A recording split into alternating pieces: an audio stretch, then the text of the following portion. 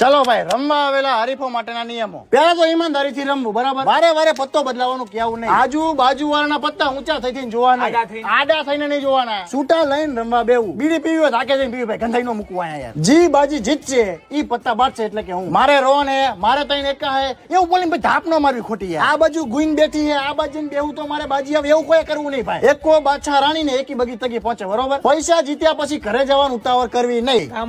કામ શેનું આવે ભાઈ? જીત્યા પછી તમારે કામ શેનું આવે? જો કોઈને ટ્રિપલ નીકળે તો એને દરેક હરીફ તરફથી 50 રૂપિયાનું ઇનામ. હવે હરીફોને જોવા આવેલા દર્શકો માટેના નિયમો ભાઈ. કોઈને ટેકો દઈને બૂંદ બેહાડવી નહીં. જેને માવો લેવા મોકલીને પ્રેમથી માવો લઈ આવો. એકના પાના જોઈને બીજાને સલાહ દેવી નહીં. ઊંઘ આવે તો ઘરે જઈને ખોટી જાવ, બગા શકે નહીં. હરીફોને ચેપ નો લગાડવો.